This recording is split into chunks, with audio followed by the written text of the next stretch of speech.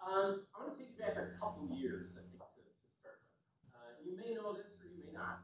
We are accredited, one of our accrediting associations is the California Association of Independent Schools. And our inaugural accreditation happened 2 years ago. And we joined 2 years before that, and then went through a large self-study and accreditation visit. And in the spring of 2017, we were given a 7-year accreditation from CAIS, which is fantastic. It really is. It's a great accomplishment for the school. And anytime you do that kind of process, you get a lot of good information. You get a lot of good plaudits of the things that you're doing really well, and then you get ideas about how you might be able to improve as a school. We are lucky enough to also be accredited through the WCEA and WASC. So we are dually accredited. We are really the only school in private independent school in Orange County that has this dual accreditation. The challenge we have is that the accreditations are 2 years apart. So when we finished our self-study in 2017 with CAIS, we began another self-study with WASC and WCEA on the heels of that. So what we're trying to do is get them all lined up so we have one process. But the superintendent had left, so we're still working through that. Okay? Now I'm going to talk more about that, but we began another reflective study of our school and where our strengths are and where we need to improve. And so a lot of the information I'm going to talk about is kind of gleaned from that experience. Okay? And really, whenever you do a accreditation, a self-study, a reflection, as a school, you come back to this, and this is our mission statement. And really, it's the driving statement for us as a school as far as our programming, what we're about, and really, if these are the values or these are the things that you hold dear in your homes, this is going to be a school that's going to resonate with you. It should. And when you come on campus, these are the things you should hear and see and feel as a school. So you kind of go back and narrow everything down to your mission. What is your mission? How is your mission at work in every part of your school? And that's what an accreditation process essentially is about. And then you recognize, here's where we're hitting the mark on our mission, and here's where we might not be. And it's all about improvement and ongoing improvement of schools. And it lends itself to strategic planning. So I've had the great pleasure of working with our board through a process of strategic planning, identifying strategic initiatives and priorities, and being able to identify where we need to go and how we're going to get there. This current strategic plan, because we've had these two processes that were kind of back to back, it's taken us a little longer, but I'll explain some of that in a minute. One of the things that the board had asked me to do when I stepped in out of school is, where do you see priorities from your office for the school? So I gave it some thought and put together this. And one of the things that came to mind for us as a school, and over the last 10 years, maybe plus, it's a very dynamic school. There's been a lot of change. There's been a lot of change in Orange County. There's been a lot of change in the public schools. There's been a lot of change in the Catholic schools and the independent schools as well. So one of the priorities that I thought of that we really needed to focus on was a sense of stability, establish stability in governance, administration, faculty, and staff. To me, that is one priority from my office. A second was being able to live our mission, a premier whole child Catholic independent school, and really hearken to what we're about as a school, so that all of our programming, all of our hiring, all of our evaluations are through that lens of our mission. And then third, developing a strategic approach within each department of the school. With change, change creates a lot of work, as do self-studies and accreditation processes.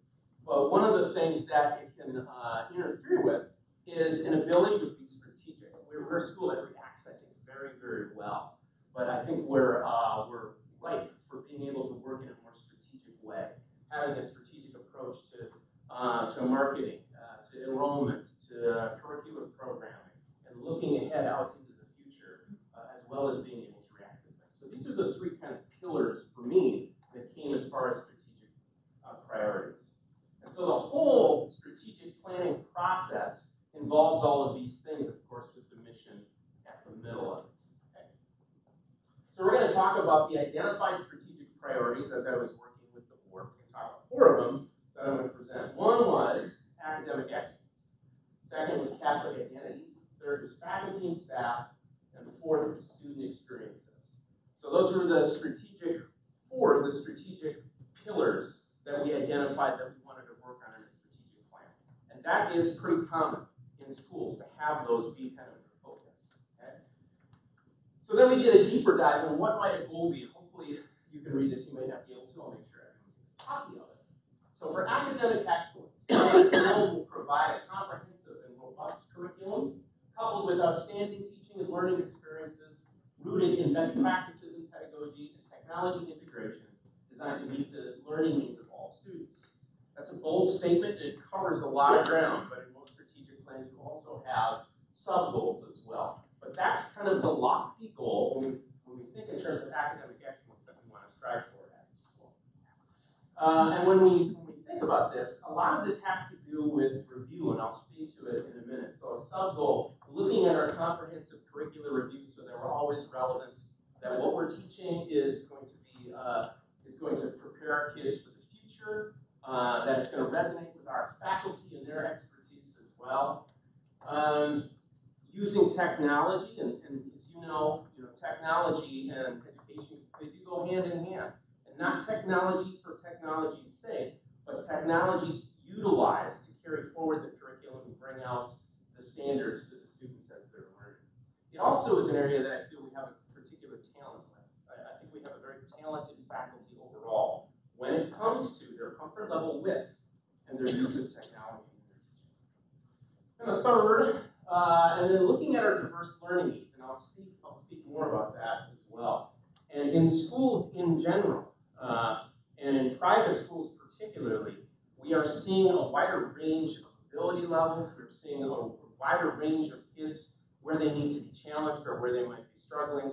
And most schools, if not all schools, are thinking in terms of how do we meet the needs of all of our students in their academic, social, and emotional wellness. So these are things that are layered into the strategic plan that we are working on. But we've, in the last 2 years, had some traction on different things and made some progress along these lines. So for example, we've started our curriculum mapping through Curriculum Track. We presented that last year. And Curriculum Track is a database that we're putting all of our curriculum in. It's a lot that goes into a curriculum map, and it's going to take probably another year or two to get all of the pieces of information that we want in there. But with that, we're going to be able to have a comprehensive scope and sequence. We're going to be able to know when skills are being taught, when topics are being taught, where do we have gaps, where do we have overlaps, and we'll be able to really fine-tune the experience in the teaching and the learning, and have a portal for parents, current parents as well as prospective parents, to say, here's what St. Anne's School curriculum looks like, here's the scaffolding all the way through. So we're really excited about that. It's going to make it also easier for our academic administrators to work directly with the teachers on the curriculum, because their finger will be on the pulse of what's happening in the planning and development. Yearly curriculum plans linked to professional development. There is a copy of the 1819 plan here tonight, and one of the tasks that our wonderful academic administrators have is being able to put a plan together for the year so that we look at curriculum, our professional development experience, and they link right with what our plan is for the given year. As a result of that, and I'll speak more about this, about how the doors have opened for us for professional development, really enhanced and expanded professional development experiences for all of our teachers. Compared to when I first stepped on campus 5 years ago to now, it's amazing how much that has grown and how much it's linked and tied directly to our curriculum and where we're going with it. We've enhanced our BOOST supports. Our BOOST teachers are working with our school psychologists to get direction, guidance, and training. We have more BOOST support now as well to be able to work with students. That continues to be a work in progress as far as the future goes. I would like to see us at some point have a response to intervention specialist and maybe a learning center. Those are goals for the future. And then we've established student support teams. So if we have students who have a diagnosis, we have a team that's put together that works with the academic administrator as well as the school psychologist to make sure that any accommodations that we have are known and communicated well and evaluated as those kids are And then lastly, a priority focus on differentiation in the classroom. And Maureen and Christina are going to speak more about that because that's something this spring that we're going to be launching, and it's a really exciting endeavor because it's going to establish for us a program on differentiation, and they'll speak more about that when I get to it. One of the ways in which we're able to do more of these things is through our annual fund. You may have seen the video that came out last year and this year about many of the new enhancements that we've been able to undertake as a result. And that is something that is very important for the school. We want to keep our tuition costs as low as we can, and the annual fund helps in that regard. So 16-17, that was the first year, we had 135,000 with 10% participation. Last year, 160 with 22% participation. And this year, so far, 188 with 24% participation. We're not quite done yet, so we will see this rise a little bit more. It's nice to see it grow. It's nice to see more people contributing to it and maybe giving a little bit more. And we'll talk about how that's going to benefit our classrooms with this differentiation approach as well. And when I think into the future, a school of ours, an independent school in this area, where we might go in the future, I can see us as a future goal, maturing the annual fund to $800,000 to $1 million a year, that we can use to be able to bring to life all the things that we want to accomplish at the school. The second pillar is Catholic identity. St. Anne's School will live up to the tenet of the Catholic mission of the school to provide ministry and spiritual enrichment to stakeholders and the greater community. So one sub-goal when we think about this is looking at the needs of students, faculty, and staff, and families. And this, we started talking about the first year I came about being able to put some programming together and who might be the point person for that. And I've been very pleased to see that kind of come to reality. You all know Melanie Joyce, yes? She's wonderful. She's our coordinator of campus ministry and has done a wonderful job. Another thing that we've been focusing on, we'll continue to, because I think we have more work to do in that regard, is taking all the service that we do, and we do so many wonderful things, and really trying to make that service learning so that our kids are internalizing in their hearts and minds, what they're doing. Not just a good deed for someone in need, but how that speaks to how they should treat people regardless, and a sense of service to mankind is so very important, and that comes through service learning. And then the spiritual and physical capacity. 2013 was the last WCBA WASP accreditation, and the team had come on campus. And one of the things that they had noticed is that, there's a few icons up, but if you came on the campus, you wouldn't really know it's a religious school, which certainly is problematic. You would want people to know if they stepped on, this is a religious school. And so we've been in a kind of a constant frame of mind of trying to make sure that we're addressing that, so that we've got banners up and we've got icons up, and we'll be able to celebrate that part of our mission without compromising the other parts as well. And this might be the one area where we've taken the most steps.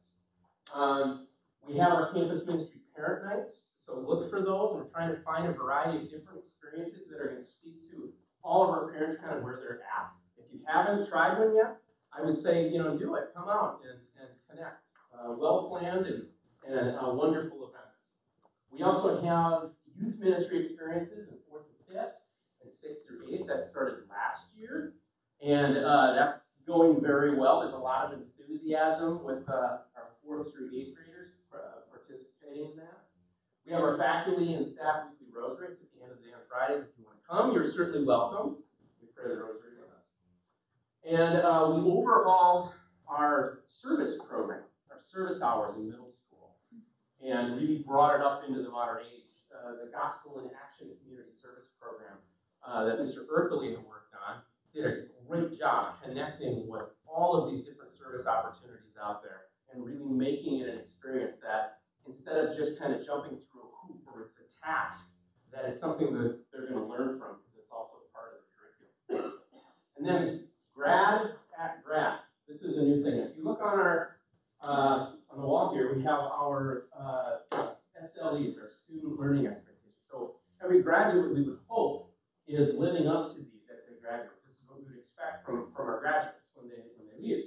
And one capstone piece that we've developed for 8th graders is an interdisciplinary project that they do between English and religion, where they write about each quarter, how they've become a Christ-centered person here in a report, and then they present it. How they've become a responsible citizen, how they become an intellectually curious learner, how they become an effective communicator. And that was a way for us to really get good information about where our kids see these playing out. And it's also part of our accreditation too, in that the WCA will be looking for that. You have these school-wide learning expectations. How do you know your kids understand it? And how do you know that they've accomplished it? Because this is what we pledged for them to do. Our religion department worked very, very hard to kind of put all these pieces together, and we look forward to more. And one of the things that I think has been really a school-wide catalyst, even beyond Catholic identity, but as far as the school culture goes, is our kindness initiative, which we started working on last year. Students had come to me, parents had come to me, and teachers had come to me about wanting to launch a kindness initiative. A few years ago, we were looking at ways to address that. We looked at character ed programs and things, but what was really going to help us, really enhance our school culture was something that came from within, and that's kind of where this came from, our kindness initiative. And it's another thing that really kind of grew and blossomed over time. There were parents involved in the development of this, there were board members involved, teachers involved, our religion department was involved. It was fantastic. And to take it as a year-long learning experience where we're highlighting these values, and again, these are values that you hold dear in your home, you're going to love your experience here. I mean, at least you should. And it's wonderful to know, and tying this to our service outreach and so forth, and through thinkkindness.org, we were very blessed to have the most number of acts of kindness in the history of that organization. It was great. It's been around for 8 years and 500 schools. It's wonderful to know that, but ultimately that's not the goal. To have the most amount of acts of kindness is really to change hearts and minds. And this whole initiative raises to the top the level of importance of this. And it really does. And so we have parents talking about it, we have teachers talking about it, we have students talking about it, and I think it's kind of taking root. So when you think of terms of character development, we've got a lot of great stuff to work with as a result of this, because this is something that will not go away. It's not like, oh, we have these acts of kindness that we've done, we get our recognition, and we're done. We're all human, we all make mistakes, and for all of those acts of kindness, there's opportunities to learn and grow and become better. Okay? And the counterbalance of this, I sent out earlier this week, and that's our next code of conduct. And along with the encouragement and recognition that goes into, wow, you've done some wonderful things, you've been so good, or this act of kindness was so wonderful, it's knowing boundaries and expectations and accountability so that children can make good choices and know that there are consequences that go with it. So this is the counterbalance of that, and it's always been a part of our parent-student handbook, and there was a want to kind of pull it separate so that it becomes something that we really work with separately. When you do your re-enrollment, you kind of sign off on it electronically, but if you haven't read it, you haven't talked to your kids about it, it's not going to have as much of an impact. And it's another thing, and we have copies over there. If those are the things that you hold dear, if what's in there about what we aspire to as far as helping our kids make good choices and comporting themselves like Christian young men and women, or holy young men and women, you're gonna enjoy the experience here. So that's kind of the counterbalance of that. Faculty and staff.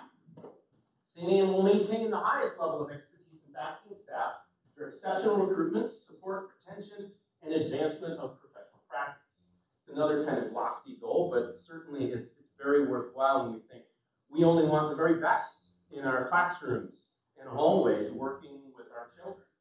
And a lot of that comes to how we can bring people in here. And like families, we want people who want to work here because of what this school is about, because of what it represents, because of what values it holds dear, and they hold them dear in their heart as well. And being able to work together with people who believe in the same things and hold dear the same things is a wonderfully rewarding experience. And so we've been working to think in terms of how can we be as competitive as we can in a market that is competitive. It really is. The teaching market is. Faculty and staff in schools, there's lots of schools around. There's lots of choices, independent schools, charter schools, public schools. So we have to be real strategic in that because we need the very best that align with our mission. So some steps we have taken. We talked a little bit about professional development, and that's one way to teachers, when they're looking for schools, that's often something they'll ask. What kind of professional development experiences are there? Do I have the opportunity to grow and learn and become a better teacher if I'm here?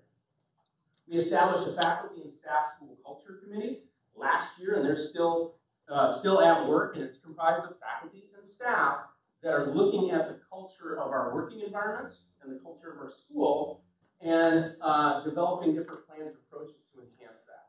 So we had a couple different experiences in the fall that were really fantastic experiences, sometimes just to get together. So we had an event, and I can't remember where it was at. It was at, do you remember? The brewery? Docent.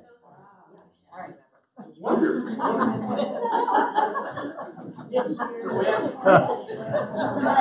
was the only sober one there.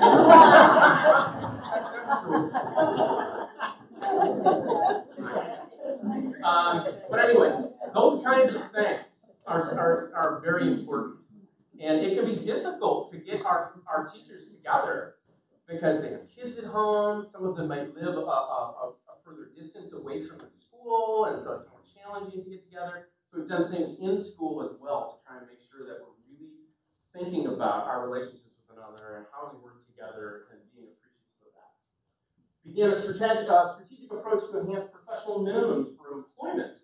And that's something every good school should do from time to time, and looking at, okay, if we're going to be bringing in new people, what kind of minimums do we have? We're looking for experienced, credentialed teachers with advanced degrees who are tied into our mission, believe in the mission of the school. Those are the benchmarks that we're looking for. And then looking at competitive compensation packages based on performance, making sure that we're competitive in the marketplace. I grew up in Minnesota, and I was a fan of the Twins, and for the Minnesota Twins. For the longest time, they were known as like small ball club, and they would get all the kind of extra scattered free agents that were really cheap, and they would kind of cobble together a team. But baseball, it's like teachers as well. In any industry, the brightest and the best, they want to go to the place that they're recognized the most through compensation and through the acknowledgement of their expertise that they bring. So we have to be competitive in that regard. We want the very best here as well. Student experiences. St. Anne's School will provide a balanced and well-rounded school experience for students that encourages the exploration of a diverse set of learning experiences. And this is a broad one as well, but really to fulfill the mission of the whole child, we have to think in terms of this. What kind of offerings do we have? Because we are committed to providing lots of choice and opportunity as a school, and that has its challenges. We want to be able to evaluate the rigor of our school as well as we balance all of these different kinds of experiences, and are we preparing our students in the best way we can for the schools that they're going into? Are they going into the high schools and being successful as well, but yet remaining true to ourselves and what we offer as a whole child school? And then we want to get feedback from parents and students. We've done lots of surveys this year, and we appreciate your patience in that regard, but it is hugely helpful to us. We've surveyed parents, we've surveyed new parents, we've surveyed our faculty and staff, we've surveyed students as well. The more we can have a dialogue about what the reality of this school is linked to the mission, the better off we're going to be. The more we'll be on the same page, most certainly, because I never want to assume as head of school that I know exactly what all of you are thinking. That would be foolish for me, and it would be foolish for my administrators as well. So steps we've taken in student experience. We're going to talk a little more. I won't spend a whole lot of time, but our level of literacy intervention, that could be an academic piece, but what I think we've found is that the students that have participated in that, their confidence has grown so much that it's changed their experience just as a student at the school. Our Create and Innovate elective, each year we're trying to think of different electives that might link with where the interests of our students are at. We have an expanded track and field offering to 3rd and 4th graders, which is wonderful, and that'll happen again this year. We have an addition of novice and advanced golf, which we were the catalyst. Matt Ruder, our athletic director, was kind of the catalyst for bringing golf to Cal. And so now other schools are participating in it as well. That was a beautiful thing. And then the California Junior Scholarship Federation. We looked at our NJHS program, and we didn't feel as if we were getting from the program what we needed, and we were looking for a program that could really link better to the high schools and have clear criteria of what's expected in that experience. So we thought it was a good leadership opportunity and a good time to kind of make a switch in that regard. So looking ahead, we have this sort of strategic timeline, and again, this dialogue will continue. And what I've talked about tonight will be enhanced and added to as we work together on this. On the 14th of February, our accreditation team will come for a pre-meeting and kind of take a look at our school and do their planning, and they'll meet with me and a few other people. And then our visit is from the 11th through the 13th. And then they'll assess the school based on our self-study, and then they'll give us lists of commendations, so things we're doing well, and lists of recommendations. Okay? And hopefully, and I think they will, they'll match what we've already identified in our self-study. Here's what we do really well, and here's things we need to work on. And we hope that they match. If they don't, that's still good too, because you have guests come to your home and they're going to pick out things that you don't really see. Like guests will come to my house and then suddenly I'm really self-conscious about like the dishes and the sink and all that. Oh my gosh, we're slobs. But that's helpful in that regard. And then March, April, refinement of this 5-year strategic plan. This was some of the pillars that I talked about here. So vetting that out even more with more detail. And April 30th, we'd like to do another follow-up presentation. That's typically when we do the state of school. And we can present on the strategic plan as well as some of the other things that we typically do at that time. We can look at our budget. We can look at our graduates, our 8th graders, and where they're going to be going, and because they just took their high school test this weekend. So again, the conversation is going to continue. At this time, we're going to take it from the 30,000-foot level. We're going to bring it a little closer down. So I'm going to invite Christina Lux and Maureen Barbasian. So Christina and I are going to talk together because Denise unfortunately is not here tonight. And a lot of, once we're done talking about ECDC, a lot of the things that we have around lower and middle school kind of bleed together. Christina and I are working really closely on really trying to connect the lower school to the middle school. So we're going to be kind of piggybacking on each other and kind of explain where our programs are going and how they kind of blend together. To talk first about ECDC, Denise does a phenomenal job with her faculty. She's really always trying to see, and you can see some pictures, always being strategic in her planning, looking at you always want to look at what's the latest and greatest out there, but also what matches our school. So one of the big things is we're very focused on fine-tuning the gross and fine motor skills. And so we find that we can do that at a young age. It's a 2-year-old classroom that we just started this year, and we built all these wonderful outdoor classroom experiences for our students. Because I think it's important, knowing myself as a mom, and when my kids are that little, you don't need to just be in a classroom. You need to be outside, working collaboratively. You can see the kids there, holding a piece of wood there, but building together, working with their teachers, working collaboratively, using and really building their fine and gross motor skills. Because all of those skills will be carried over into the classroom and really help them with their reading, their writing, and so on and so forth. And then we have this awesome amphitheater, and it's beautiful. And so, as you all know, probably the preschool outdoor classroom is completely enclosed away from the other students. They can have their own experiences. The big boys have to kind of stay outside. But it's a wonderful opportunity that we've really, Denise and her team have worked tirelessly to develop a beautiful outdoor classroom that the students can have great experiences in. And I think it's been a great experience. We also have brought on Andrea Foster this year. So she is helping out to kind of add to the teachers to support in any way. So whenever there's a need, she kind of steps in and provides that service. Maybe it's preparing meals or jumping into the classroom. And she's been a wonderful addition to our staff. She has such a positive outlook, and she's always that smile. She always has that smile on her face, and she's been a wonderful addition to the So we're so lucky to have her. So we're going to talk a little bit about, like I said before, lower and middle school. Lower and middle school, I read that.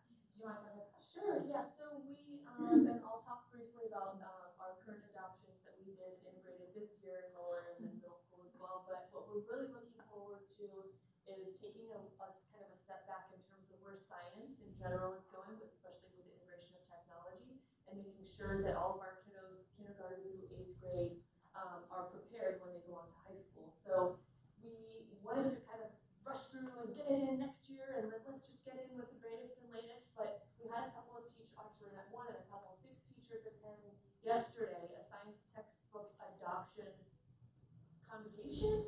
Conference.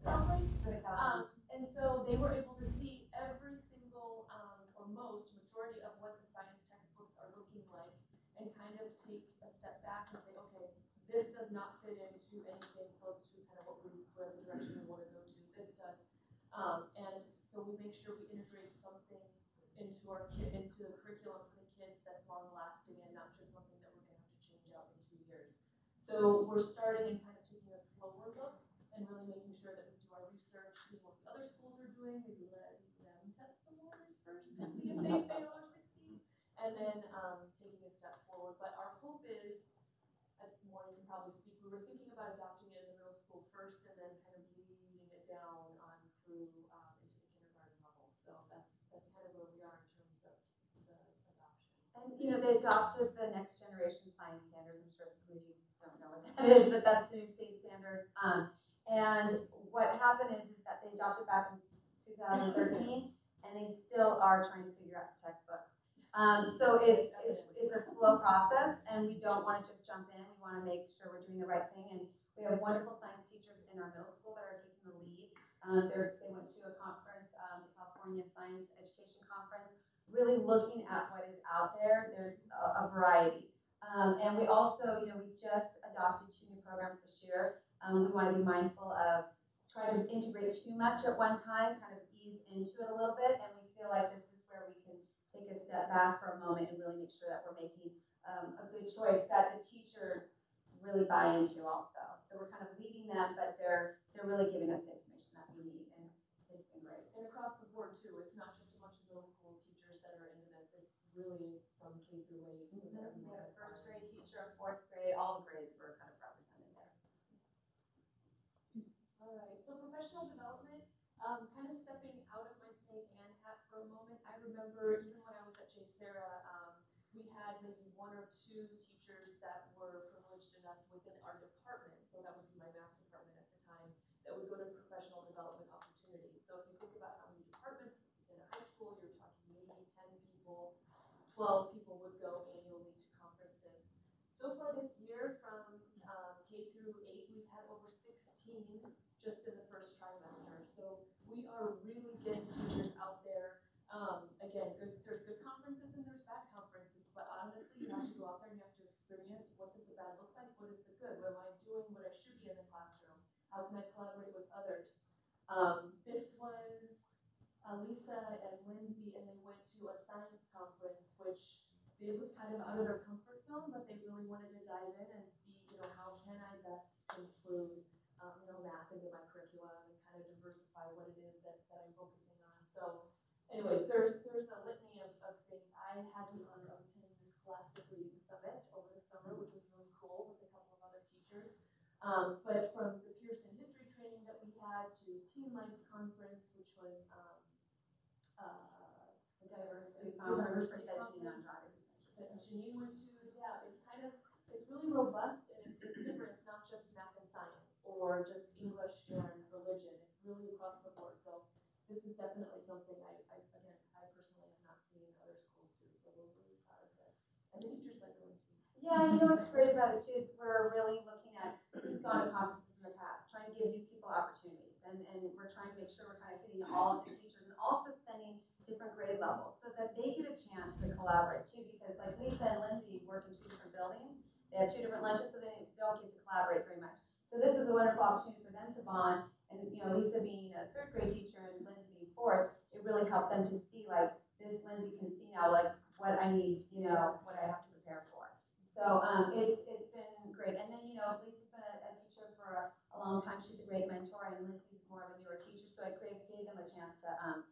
mentoring experience. So that's why we try to match up the teachers. It's very strategic on our side of it, and we'd love to send everyone, but we try to be mindful of what works. And one more thing I was going to add, Steve talked about professional or goals among each teacher, faculty, staff member. These are specific goals that teachers are putting in their professional development personal goals. So it's to attend the Team Life conference in April and to be able to accomplish that and speak to how it's helping within their classroom and teaching experiences. So this is, again, like Maureen said, something that teachers are very mindful of to ensure that they're kind of progressing forward. Yeah. And on that note, this is kind of our little gem here. This is Dr. Cash. So he is going to be coming on our campus talking mostly about differentiation. I spoke about this, I think it was in our tour that we gave last week. And if you think about differentiation, that doesn't just mean, this is what you're giving the high, medium, and low, and you just kind of go your separate ways. But what it truly means is I, as an independent learner, learn differently than Maureen does. So how am I going to differentiate the learning or the curriculum so that maybe I'm a visual learner, Maureen is more of a tactile learner, so on and so forth. And one teacher, knowing the differences among their students, how can I make sure that I'm hitting the needs of our students? And I'll tell you right now, I've been in education for over 15 years. I don't have those answers. This guy does. He's a really, really, really cool, is the best way I can describe him. He's going to come into on our campus, and all he's going to do for the first day is observe. He's going to be sitting with our professional learning communities, PLCs, with the teachers by grade level, and then watch them in action in the classroom, take note of even what's posted on the board, what the classroom setup is, and then have kind of a whole group, across the board discussion of this is, things that I've done in my practice, this is some things that you may want to do, but then follow up individually with each teacher and say, hey, that math lesson that you just taught, did you notice that, you have, I'm just making this up, 15 visual learners and, 6 of your kids were actually writing, and honing in the teacher of, maybe, just by giving, changing the groups up or changing some of the posters on the wall, what can that look like for me? Because if he stands up here and says, Saddleback Valley School does this, and it's been really great, that's not saying it. So we want to make sure that we brought someone in that's really targeted and specialized in terms of what our teachers need.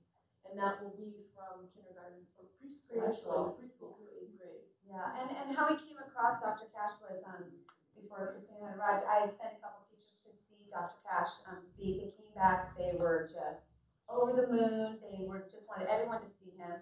This year, we sent more teachers. We sent about 5.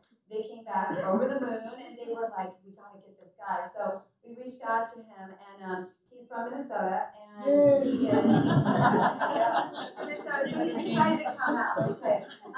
He has worked at Capo Unified. He comes kind of these one-offs and does these like quick, maybe 3-hour trainings. This is something we're really investing in because we see the importance of differentiation and really meeting the needs of all of our students. So this is a big focus for us this year and for next year and onward.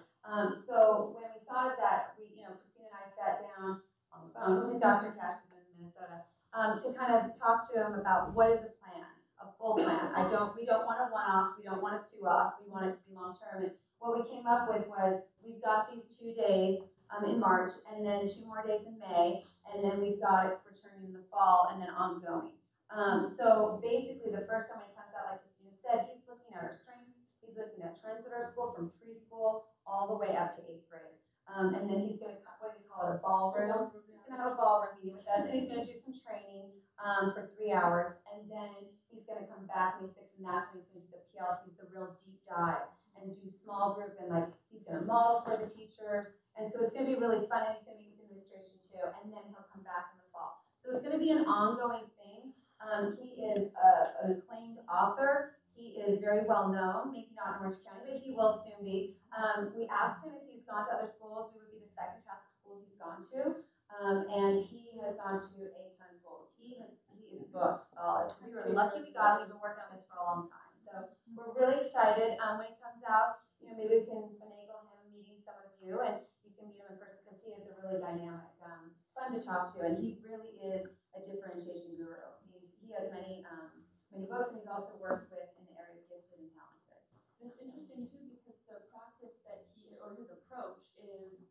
very kind of typical of the type of way that you would teach a teacher. So what I mean by that is he comes in and he's ballroom and then individualized, but he really scaffolds it down so that when he comes back, it's, oh, are you checking in? Yes. Oh, second grade is doing a great job integrating my, my project or what you guys have been doing. Now you guys should adopt the train the trainer model, and then go forward and maybe you can connect with middle school and continue that, or for new teachers, because we want to make sure that we keep the momentum going. So this is very exciting for us at EP Education. Okay. This is even more exciting for me. I'm very much of a numbers gal. Where are my third, fourth, and fifth grade families, parents? Okay. So I promise I'll come back to April. It's test I can show you about. But as you all know, because at one time, maybe 3 or 4 times or another this year, we've talked about wonders. And what does that mean? Because this is hard. My kids maybe not getting that A that he did before or she did before, or it's really struggling. We never had to study this way. And trust me, I won't point out any names here, but our teachers are feeling it too. And so my thing is, okay, well, is this working or not? Where are we? So what are we doing? And what I focused on was our STAR testing, and I compared last year, end of first trimester, compared to this year, end of first trimester. And the teachers here in the room can attest to this, and this is not just me and data. And the second slide will kind of speak more specifically to wonders, but what I came across, this is awesome. And this is, it was almost, I don't even say almost, it was identical last year versus this year. So this is without wonders. So we're just taking a look at students entering into 3rd grade at St. Anne's, on average, start out at about a 4.5 grade reading level, meaning they're 1.5 grades ahead when they start the school year. So if I'm a 3rd grader, I'm about, approximately, this is just an average across all 3 classes, reading 1.5 grade levels higher than the average STAR student, so across the United States. 4th grade, 5.7, so 1.7 grade levels above the standard, and then grade 5 is up at 6.5. I bring this up because you may see that grade from last year to this year slip a little bit, but it doesn't mean that they're not strong readers. It just means that we adopted a new style and a new way of thinking. So this should really give you, I hope, the confidence to say that the standards, even that Steve and I were talking about this earlier, the standards that we have of our students at St. Anne, they're up there compared, like I said, against the mean. So this was kind of cool. This is even more cool because this shows that Wonders is working. So again, this is last year, blue, based off of October data, and then this is this year, what is that, gold, based off of October data, 2018. So with the integration of Wonders, and again, there's, I'm sure, variables thrown in, somewhere along the line, but we saw in 5th grade almost a 20% increase in reading level. So what does this mean? This means that when we tested the 5th graders after taking a baseline measurement at the beginning of the year to October, roughly, they increased their reading at about 0.3. So if let's say I was starting at a 5th grade reading level, then on average I would be at a 5.3. With Wonders, they're at a 5.5. So it doesn't seem like a lot, but that's just, again, take into consideration the first trimester. So if you're looking at grade 5 starting at 6.5. Last year, maybe we get to like 6.8, okay-ish. We're well into the 7th grade reading level now with the integration of Wonders. Grade 4, same thing. It went from 0.5 to 0.6, and then grade 3 also we saw a little bit of a jump from 0.3 to 0.4. Now, that's one trimester. I know, again, I'm kind of like, the numbers, isn't it?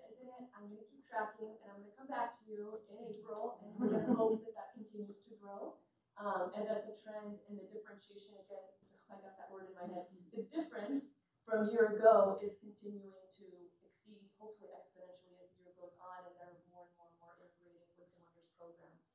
One last thing that I will say about Wonders is the reason it's a little bit more difficult is because they're thinking, reading, and writing in different ways than they were with the previous program. program, which is so important to start them at that third grade level through fifth to get them ready for middle school. And then even beyond. I was speaking again to a group, and there's this data point that states that an overwhelming majority of jobs that our kiddos will be interviewing for have not even been created yet. So what do we do to prepare them for that? Well, we have to get them to think out of the box. It's not going to work anymore just to read a passage and tell me the characters, the beginning, the middle, the end, and the author.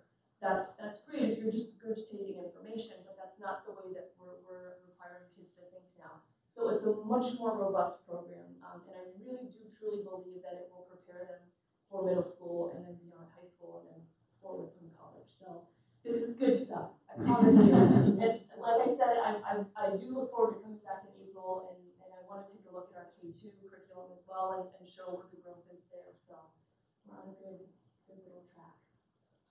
So in middle school, we've got some new electives. We're always trying to offer new and interesting classes. One in the 8th grade, we changed up our technology class to Create and Innovate. And we actually went over to, I went with Max and his team, his IT team. We went over to SM, the local high school, the private one, to kind of see what they're doing. They have a makerspace. And we got some great ideas with Colleen Foley, who's the teacher, and just more hands-on, just, you know, letting the kids really create and do some interesting things. So they're using things, I don't know if you've ever heard these things, but Makey Make, Raspberry Pi. Has anyone heard these before? Okay, there you go. And then she's going to start a new circuit board called Arduino, I think is how you say it. And then she's got the green screen. And all of this is in the new stream room. So the students are really working collaboratively, really being able to create. And if you flip to, oh, and wait, before you change it, that's Mr. Cunningham there, Steven. And he's actually playing. You want to tell him what you're doing? Yep. Well, it was a piano they put together, that they had the program. With a banana. With a banana. So you played actually by playing the banana. Yeah. They were very proud of it. I didn't do a real good job playing it, but it's certainly interesting. And this is with Makey Makey. So you take these parts and you put them together and you close the circuit and then you can use it and you can make bongo drums. I think they had a piano. If you change the, hopefully it's the next slide. I'm hoping it is the right one. You can see, so they're doing bongo drums. The other thing, they did a whole thing with magnets. Over here is Raspberry Pi. He actually took a gift picture. He's put a computer, I'm not saying it right, but he put some computer pieces together. And then up here, they actually made their own lamp. I know, I don't know all the stuff. We'll have Colleen explain that. And then they made their own lamps, which was really cool. So just a very fun and exciting. And then Colleen, who's in the middle there, Colleen wanted to do something above and beyond, and she made an LED skirt. So, you know, it's just fun stuff, and we're really trying to promote it with our students and get them to join the class. And it's fun because it's in that stream room where there's already excitement there, and we have the robotics class there, so there's robots in the room also. So it's just a fun collaborative experience. And then if you can go back, and oh, one more back. Thanks. And then the other class we have that Stephen touched on, and I've spoken to you about before, is the Leveled Literacy Intervention, or LLI program. And so just kind of piggybacking on what Christina said, you know, our students are showing growth, but of course we got to meet the needs of all of our students. We have some students that are struggling. They're needing confidence, they've lost their confidence in their reading ability. So LLI really has boosted their reading capabilities and also their confidence. And we actually this year had some of the students go to K and first grade classes, and they read to the students, and they were just so proud. They're actually, you know, we try to keep it very discreet so no one knows where they are, because it's an intervention class, but they actually go out and they promote it themselves. They're so proud of the hard work they've done, and they're like, oh, I'll go in, I'll tell everybody about the program. So they've been our biggest cheerleaders for it until next. We can go back just for a second. So that's okay.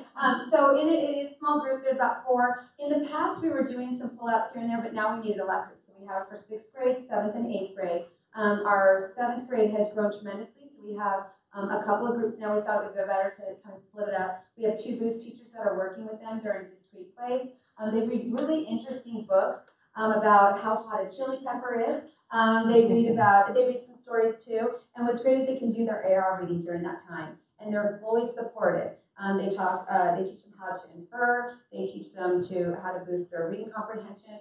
And so they've got nonfiction and fiction types of books that they're reading, and really high interest related to their life. It's not something that's young, it's something that's age appropriate, and some of it is really fun to watch. And we noticed last year, when we started the second semester, and it's really taken off this year. Last year, by the end of the year, all of the students on average had raised their reading score by a year and a half. So we had kids coming in with that were 7th graders with the 4th grade reading level, and to go, that high, and really helping our 8th graders too to prepare for high school, because they were scared. I'm going to high school and I'm reading below 8th grade reading level. So it really boosted their confidence, and it's been a blessing, this program. I'm so glad that we brought it and trained our teachers, and it's just doing so well. And then we'll fast forward. Everybody always. There you go. Is kind of where do our alumni kind of end up, and how are how are our kids doing? So basically, a third go to public, and 2/3 go to private. Usually, JSerra and SM. We do have some students, especially this year. We have a lot that are applying Mater Dei this year. We usually have maybe one to St. Margaret's, one to Sage, but they pretty much stay within the Catholic school education, and they really value it, and they want to continue on with that education. When we do get the data from JSerra and SM, they give us some data about our students specifically, and over 50% of our students that are accepted to both schools are accepted with honors. Maybe it's honors science, honors math, honors English, or all three. We've had students, usually they get into all three. And so it's a big accomplishment for us that they do, exceptionally well. In terms of SM, because they give us a wealth of data, in 2017-18, this was just last year, 62% earned a GPA of 3.5 or higher at SM. So, and that's all freshmen to seniors. And then the class of 2014 at SM earned $2.2 million in college scholarships, just the seniors for that year. And they were going to those schools there, Michigan, Georgia Tech, Penn State, UCLA. So they're doing very, very well. We're tracking them. We've got one at Stanford, who's going to be an Olympic swimmer. We've got a couple of our teachers here. Their students are going to Penn State and Georgia Tech. So our students are doing exceptionally well, and we're really proud of them. And so we're trying to work with JSerra. They have a new admissions director. We're trying to work with them to gather some more data because the data that we get from SM really helps us. And we do have meetings regularly every year with JSerra and SM, their department chairs and their administrators, to kind of make those connections. We have one coming up for SM, and I bring some of the middle school teachers so they can make those connections. Find out what is you guys are doing in high school. What do you need us to do to have our students prepared? So it's a great thing. And that is it.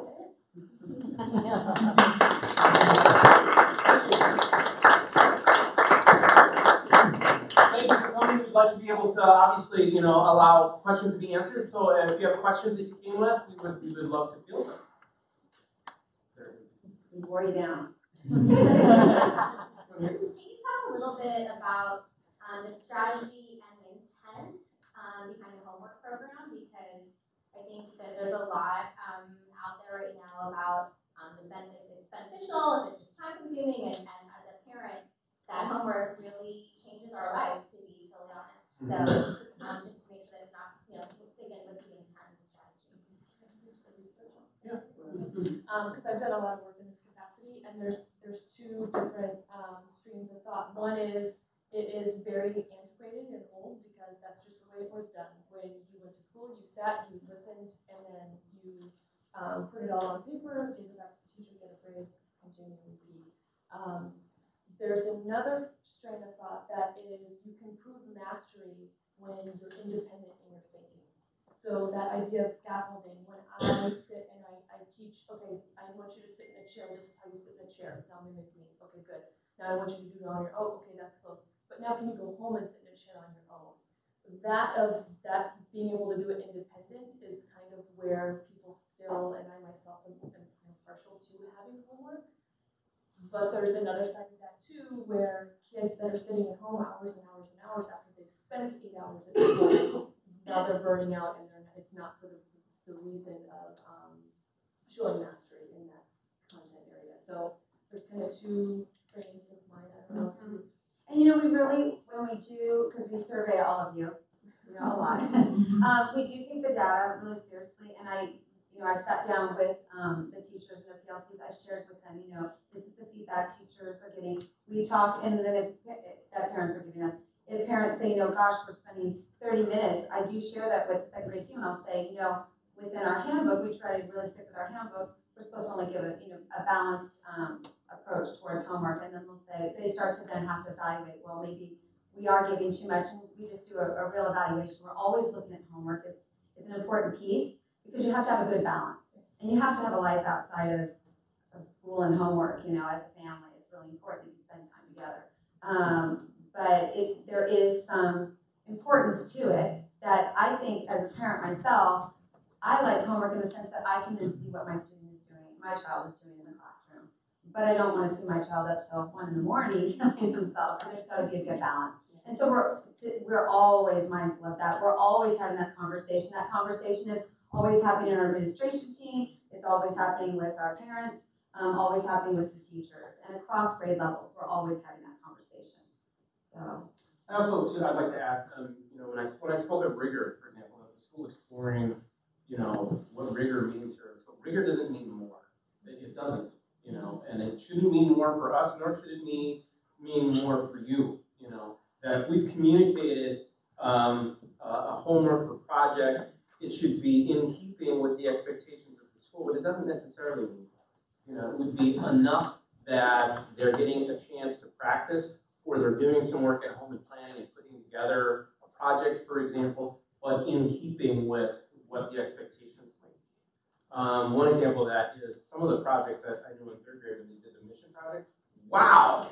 I mean, just wow! I mean, I can only imagine how much time, probably more time than really should have been spent on it. So a lot of us getting good communication from you about making sure that the things that we're doing are outsized and that our rigor isn't simply more. A challenge means more. That's not the case. It shouldn't be. But it's going to have to be a continuing kind of discussion, because one of those strategic pieces is how do we figure that out in a school that's a kind of a whole child school, lots of different opportunities, lots of different classes. There are some schools that might be more academic, that they're doing math 2.5 hours a day, they're doing language arts 2.5 hours a day, and they're cutting out other experiences. That's their mission, that's not ours. Being so broad, they're going to have more experiences as well. So we need to be mindful of all the different things that they might be tasked with when they go home and make sure that those are manageable. Other questions?